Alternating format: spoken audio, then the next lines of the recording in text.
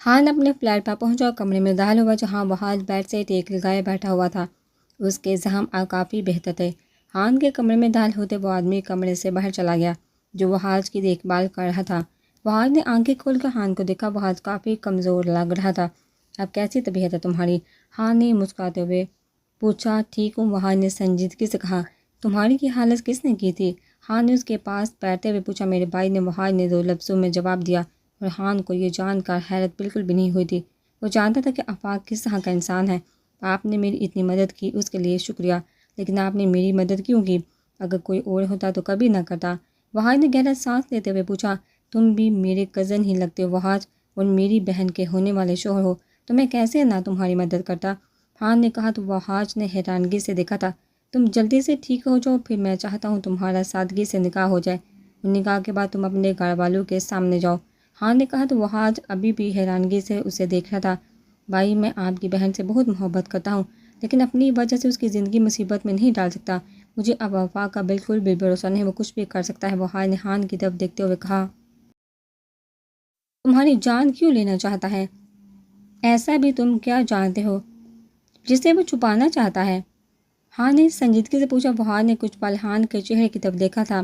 وہ میں آپ کو بعد میں بتا دوں گا، وہاج نے نظریں چراتے ہوئے کہا۔ ٹھیک ہے، جیسے تمہاری مرضی، لیکن تمہیں میں ایک مشورہ دے سکتا ہوں۔ اگر تمہیں اس بات کا خوف ہے کہ آفاق تمہیں یا بسمہ کو نقصان پہنچا سکتا ہے تو تم لوگ نکاح کے بعد باہر سیٹل ہو جانا، اور تم دونوں کسی ملک جا رہے ہو۔ کس ملک جا رہے اس بارے میں اپنے گھر والوں کو مت بتانا۔ اگر تم پرسکون زندگی گزارنا چاہتے ہو تو ایسا کر سکتے ہو۔ ہان نے وہاج کی طرف دیکھتے ہوئے کہا، جو اس کی بات سے متاثر ہوتا ہوا نظر آ رہا تھا، لیکن فی الحال خاموش رہا تھا۔ تم جلد بازی میں کوئی فیصلہ مت کرنا، آرام سے سوچ لو پھر بتا دینا، لیکن تمہارے بارے میں میں کسی کو کچھ نہیں بتاؤں گا جب تک تم کوئی فیصلہ نہیں لے لیتے۔ اس وقت تک کسی کو تمہارے بارے میں پتہ نہیں چلنا چاہیے۔ ہان نے کہا تو وہاج نے اسباب میں سر ہلا دیا تھا۔ اب میں چلتا ہوں، تم آرام کرو۔ ہاں، تمہیں کوئی مسئلہ نہیں ہوگا۔ ہان نے ایک نظر وہاج کو دیکھا، پھر کھڑے ہوتے ہوئے کہا۔ وہاج خاموش رہا تھا۔ ہان وہاں سے چلا گیا۔ پیچھے وہاج سوچ میں پڑ گیا تھا کہ کیا کرے، ہان کو حقیقت بتا دے یا بسمہ سے نکاح کر کے باہر چلا جائے۔ بسمہ سے میں محبت کرتا ہوں، اگر میں یہاں رہا تو آفاق میرے ساتھ اسے بھی نقصان پہنچانے کی کوشش کرے گا۔ مجھے اپنی پرواہ نہیں، لیکن میں بسمہ کی جان خطرے میں نہیں ڈال سکتا، اور میں ایسے جا بھی نہیں سکتا۔ ڈیڈ نے ارسم کے بابا کا ایکسیڈنٹ کروایا صرف اپنی خوشی کے لیے، کسی کی جان لی۔ میں خاموشی سے نہیں بیٹھ سکتا یا اس بات کو نظر انداز نہیں کر سکتا۔ ڈیڈ کو اس کی سزا ضرور ملے گی۔ وہاج نے پررسم لہجے میں خود سے کہا۔ اب وہ کسی فیصلے پر پہنچ گیا تھا۔ بے شک سامنے والا انسان اس کا باپ تھا، لیکن وہ سچائی کا ساتھ دینا چاہتا تھا۔ وہ جانتا تھا کہ یہ سب اس کے لیے بہت مشکل ہونے والا ہے، لیکن وہ ہمت نہیں ہارنا چاہتا تھا، اس لیے اس نے گہرا سانس لیتے آنکھیں موند لی تھی۔ اگلے دن ارسم کی آنکھ کھلی تو اس نے دیکھا کہ ملائکہ اس کے سینے پر سر کے آرام سے سو رہی تھی۔ اس کے چہرے پر مسکراہٹ آ گئی۔ کل رات جب وہ چینج کر کے آئی تو ارسم اپنی جگہ پر لیٹ چکا تھا، وہ بھی بیڈ کے کنارے پر آ کر لیٹ گئی تھی۔ ارسم اسے دیکھ رہا تو اس نے ملائکہ کو بازو سے پکڑ کر خود کے قریب کیا اور اسے کہا کہ آرام سے سو جا۔ خود اس نے آنکھیں بند کر لی تھی۔ ملائکہ نے اس کے چہرے کی طرف دیکھا اور تھوڑا جھجکتے ہوئے آنکھیں موندے لیٹ گئی۔ آج وہ کچھ زیادہ ہی تھک گئی تھی، اس لیے جلدی سو گئی۔ ارسم بھی تھوڑی دیر بعد سو گیا تھا۔ اب تم خود میرے ساتھ چپک کر سو رہی تھی، ارسم نے ملائکہ کی ناک کو کھینچتے ہوئے کہا، جو گہری نیند میں سو رہی تھی۔ ارسم نے جھک کر اس کی گال پر بوسہ دیا اور فریش ہونے چلا گیا۔ اس کے جاتے ہی ملائکہ نے آنکھیں کھولی تھی، وہ جاگ گئی تھی۔ اس نے اپنی گال پر ہاتھ رکھا، اس کے چہرے پر شرمیلی سی مسکراہٹ آ گئی تھی۔ وہ اٹھ کر بیٹھی اور اپنے بال باندھنے لگی۔ تھوڑی دیر بیٹھی وہ پورے کمرے کا معائنہ کرنے لگی، وہ پھر اٹھ کر اپنی الماری کھول کپڑے دیکھنے لگی۔ کون سا سوٹ پہنوں؟ ملائکہ نے پرسوچ انداز میں کپڑوں کو دیکھتے ہوئے خود سے کہا، جب اسے اپنے کان کے پاس ارسم کی آواز سنائی دی۔ ڈر سے وہ ایک دم اچھل پڑی تھی۔ پتہ نہیں کب وہ فریش ہو کر باہر آیا تھا۔ اس نے شرٹ نہیں پہنی ہوئی تھی اور گردن میں ٹاول لٹک رہا تھا۔ وہ گلابی رنگ والا جوڑا پہن لو، ارسم نے گہرے لہجے میں کہا۔ اس کی گرم سانسوں کی تپش ملائکہ کو اپنی گردن پر پڑتی محسوس ہو رہی تھی۔ اس نے جلدی سے کپکپاتے ہاتھوں سے وہ جوڑا پکڑا اور پیچھے ہونا چاہا، لیکن پیچھے کھڑے ارسم کے ساتھ جا ٹکرائی اور ارسم کو بنا شرٹ کے دیکھ کر اس نے فوراً اپنی آنکھوں پر ہاتھ رکھ لیا تھا۔ ارسم اس کی معصوم حرکت پر محض مسکرا پڑا تھا۔ مسز، تم مجھے دیکھ سکتی ہو؟ بیوی ہو میری؟ ارسم نے اس کی آنکھوں سے ہاتھ پیچھے کرتے کہا۔ مجھے فریش ہونے جانا ہے، ملائکہ نے جلدی سے کہا اور واش روم کی طرف بھاگ گئی۔ ارسم کہہ کر لگائے ہنس پڑا تھا۔ اس کے کہکے نے پیچھے واش روم تک ملائکہ کا پیچھا کیا تھا، جس نے اندر جاتے اپنے چہرے کو دیکھا جو سرخ ہو رہا تھا۔ وہ دل بھی ایسے دھڑک رہا تھا اب بھی باہر آ جائے گا۔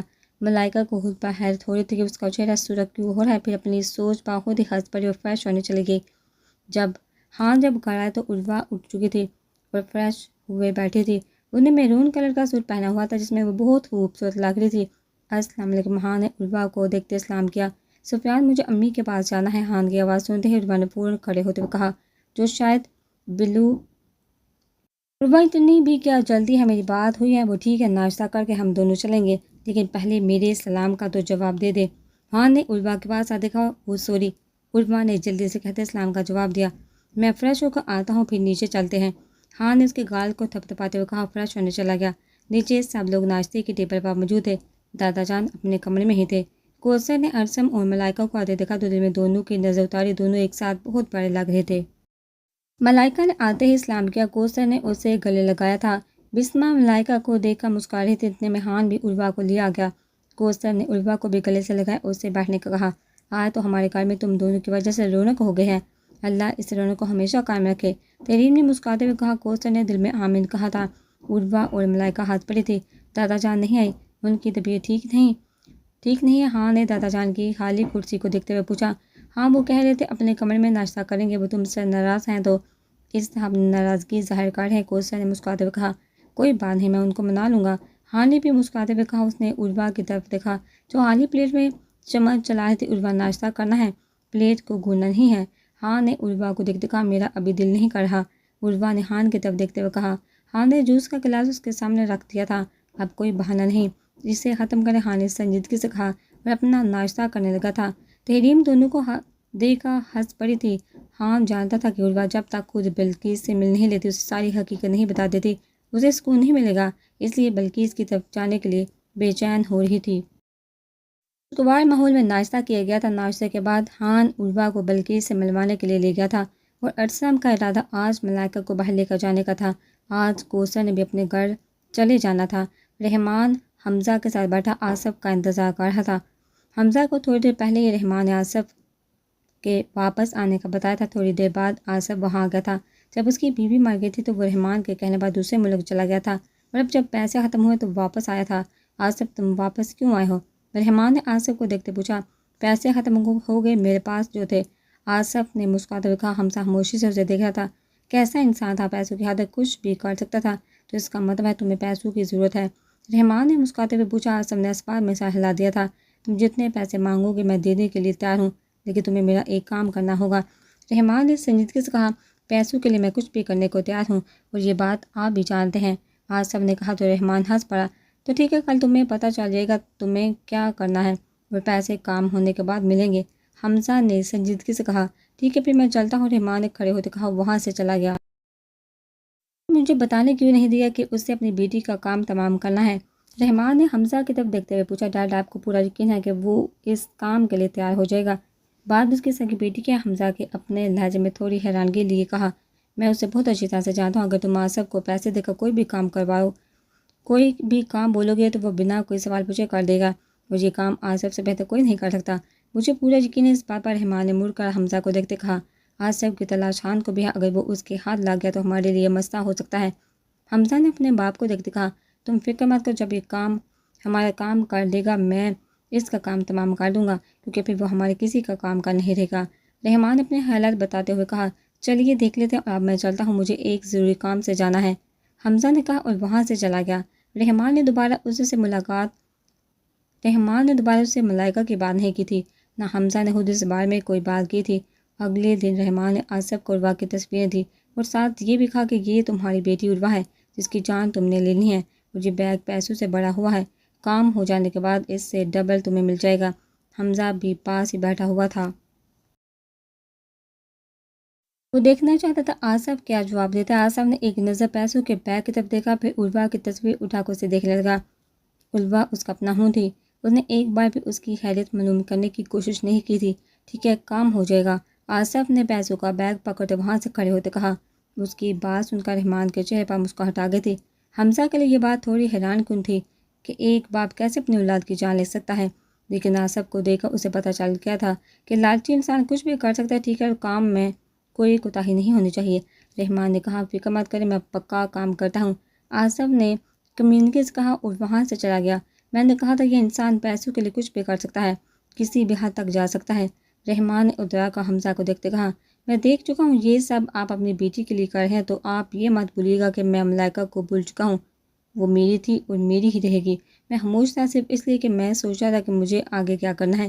ارسم نے ملائکہ کو مجھ سے چھین لیا ہے اور میں اسے واپس لے کر ہی دم لوں گا۔ حمزہ نے سنجیدگی سے اپنے باپ کو دیکھتے کہا، حمزہ پھر سے تمہارے سر اس لڑکی کا بت سوار ہو گیا ہے، چھوڑ دو اسے، تمہیں اور لڑکیاں مل جائیں گی۔ رحمان نے تھوڑا غصے سے کہا، ڈیڈ مجھے کوئی اور نہیں، وہی چاہیے۔ اب اگر مجھے ملائکہ کو حاصل کرنے کے لیے کسی کی جان بھی لینی پڑی تو میں پیچھے نہیں ہٹوں گا۔ حمزہ نے اپنا فیصلہ سناتے ہوئے کہا، وہاں سے چلا گیا۔ عروہ خان نے کہتے ہی اپنے قدم اس کی طرف بڑھائے جو زمین پر بے ہوش ہو کر گر گئی تھی۔ خوف کی وجہ سے وہ بے ہوش ہو گئے تھے۔ آصف اپنا بازو پکڑے زمین پر بیٹھا کرا رہا تھا۔ پولیس آفیسر جو یہاں پارکنگ ایریا میں آیا تھا اپنی گاڑی کی طرف جاتے اس کی نظر آصف پر پڑی جو کسی لڑکی کی گردن پر ٹوٹا ہوا آئینہ رکھ کے کھڑا ہوا تھا۔ اس نے اپنی گن نکال کر اس کا رخ آصف کے بازو کی طرف کیا۔ کیونکہ اتنا وقت نہیں تھا کہ آصف کو روکا جاتا، اس نے گن کا ٹریگر دبا دیا تھا اور بازو پر گولی لگنے کی وجہ سے کوئی نقصان بھی نہیں ہوا تھا۔ نکل کر زمین پر بہنے لگا تھا۔ پولیس آفیسر نے جلدی سے آگے آتے آصف کو ہتھکڑی لگائی۔ ہاں جلدی سے عروہ کے پاس گیا، اس کے گال کو تھپتھپاتے اسے ہوش میں لانے کی کوشش کرنے لگا۔ ہاں نے پولیس آفیسر کی طرف دیکھا، آپ کو ہمارے ساتھ تھانے چلنا ہوگا۔ پولیس آفیسر نے کہتے اپنے ساتھی کو کال کرنے لگا، سر میں اپنی بیوی کو یہاں اکیلا نہیں چھوڑ سکتا، میں ان کو گھر چھوڑ کر آتا ہوں۔ ہاں کہتے عروہ کو اٹھا جلدی سے اپنی گاڑی کی طرف لے گیا اور دروازہ کھولتے اسے آرام سے اندر بٹھایا۔ عروہ کو صحیح سلامت دیکھا ہاں نے سکون کا سانس لیا تھا، ورنہ اس کو لگ رہا تھا کہ آج وہ عروہ کو کھو دے گا۔ دیر بعد پولیس کے باقی کے اہلکار بھی آ گئے تھے اور آصف کو پکڑ کر لے گیا۔ ہاں نے ارسم کو کال کر کے یہاں آنے کا کہا تھا۔ گاڑی میں ایک نظر وہ پیچھے بے ہوش لیٹی عروہ پر ڈال لیتا۔ گھر پہنچتے اس نے عروہ کو اپنی باہوں میں اٹھایا اور کمرے میں آتے ہی اسے وہاں لٹایا۔ عروہ کی گردن پر آئینہ لگنے کی وجہ سے ہلکی سے خراش آئی تھی جس میں سے نکل رہا تھا۔ ہاں نے فرسٹ ایڈ باکس پکڑے، اس کے زخم کو احتیاط سے صاف کیا، پھر مرہم لگانے کے بعد اس نے جھک کر عروہ کے ماتھے پر بوسہ دیا۔ میں سب ٹھیک کر دوں گا، ہاں نے عروہ کی بند آنکھوں کو دیکھتے پرعزم لہجے میں کہا اور اس پر کمبل ٹھیک کرتے وہاں سے اٹھ کر چلا گیا۔ باہر جا کر اس نے ملازمہ کو عروہ کا خیال رکھنے کے لیے کہا اور خود گھر سے باہر چلا گیا۔ اسے تھانے جانا تھا۔ ہاں پولیس اسٹیشن چلا گیا تھا، وہاں جا کر اس نے آصف کے خلاف رپورٹ درج کروائی تھی۔ آصف کے بازو پر پٹی کر لی گئی تھی، ابھی تو وہ ٹھیک تھا۔ ہاں نے کہا کہ وہ آصف سے ملنا چاہتا ہے، اسے معلوم تھا کہ پولیس اسے سے اگلوا لے گی کہ اس نے کس کے کہنے پر یہ سب کیا، لیکن وہ اپنے بھائی کے بارے میں جاننا چاہتا تھا۔ ہاں جیل کے اندر داخل ہوا جہاں آصف زمین پر سر جھکائے بیٹھا ہوا تھا۔ میرا بھائی کہاں ہے؟ ہاں نے آصف کو دیکھتے سوال کیا جس نے سر اٹھا کر سامنے کھڑے ہان کو دیکھا تھا لیکن خاموش رہا تھا۔ آفیسر نے آگے بڑھتے آصف کی پٹی میں بندھے بازو کو زور سے پکڑا۔ آصف تکلیف کے مارے کرا پڑا تھا۔ جواب دے، کہاں ہے اس کا بھائی؟ آفیسر نے کرہت لہجے میں پوچھا۔ مجھے نہیں معلوم، میں نے اسے سڑک کے کنارے چھوڑ دیا تھا، اس کا ایک بازو جل گیا تھا، سانسیں چل رہی تھی، اس سے زیادہ مجھے کچھ نہیں معلوم، پتہ نہیں وہ زندہ ہے یا مر گیا، میں نہیں جانتا۔ آصف نے کراتے ہوئے کہا۔ ہان کا دھیان فوراً ارمان کی طرف گیا تھا۔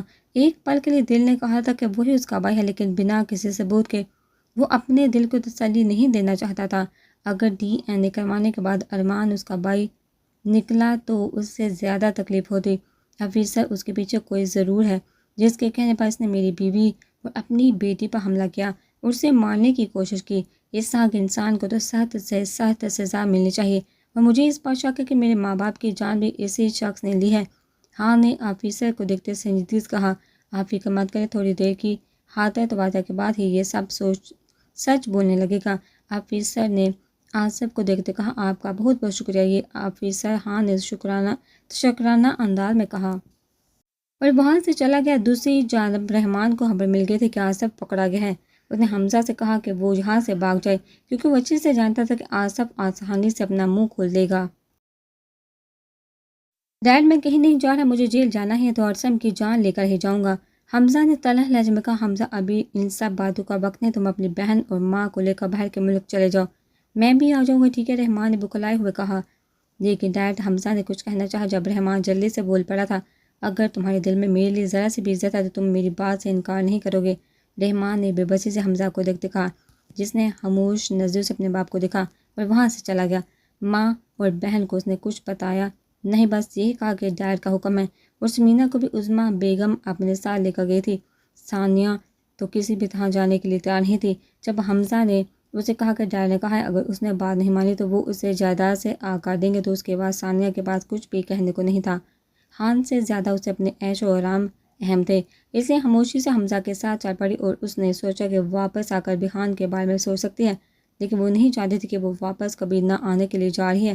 لیکن اس وقت تو ان سب کو رحمان کا حکم ماننا تھا۔ خان گھر آئے تو شام ہو چکی تھی۔ ملازمہ نے اسے بتایا کہ عروہ کو ہوش آ گیا ہے اور وہ بات بھی نہیں کری، بس خاموش لیٹی ہوئی ہے۔ ملازمہ نے بتایا تو خان گہرا سانس لیتا کمرے کی طرف گیا تھا۔ وہ جانتا تھا کہ یہ بات عروہ کے لیے قبول کرنا بہت مشکل ہے۔ خان کمرے میں داخل ہوا تو عروہ چھت کو گور رہی تھی۔ خان چلتا ہوا اس کے پاس گیا۔ عروہ، خان نے دھیمے لہجے میں اس کا نام پکارا۔ عروہ نے خان کی طرف دیکھا لیکن ویسے ہی لیٹی تھی۔ خان نے اس کے پاس بیٹھے اس کے ہاتھ پر اپنا ہاتھ رکھا۔ آپ ٹھیک ہیں؟ خان نے عروہ کو دیکھتے پوچھا۔ بابا کہاں ہے؟ عروہ نے الٹا سوال کیا۔ ان کو پولیس پکڑ کر لے گئی ہے، وہ جیل میں ہے، خان نے سرد لہجے میں کہا۔ انہوں نے ایسا کیوں کیا؟ انہوں نے ہی امی کی جان لی تھی، عروہ نے بھاری لہجے میں کہا۔ آنسو آنکھوں سے نکل کر کن پٹی کو بھگو رہے تھے۔ عروہ، آپ پلیز رونا بند کریں، اس انسان کی خاطر تو میں آپ کو بالکل بھی رونے نہیں دوں گا، خان نے پیار سے عروہ کے آنسو کو صاف کرتے کہا۔ میرا آپ سے وعدہ ہے، آپ کی امی کے قاتل کو ضرور سزا ملے گی، اور وہ انسان آپ کا باپ کہلوانے کے بھی لائق نہیں، اور اب آپ اس بارے میں نہیں سوچیں گے، سب ٹھیک ہو جائے گا، بس یہاں سب ٹھیک ہو جائے گا، پھر ہم واپس چلے جائیں گے۔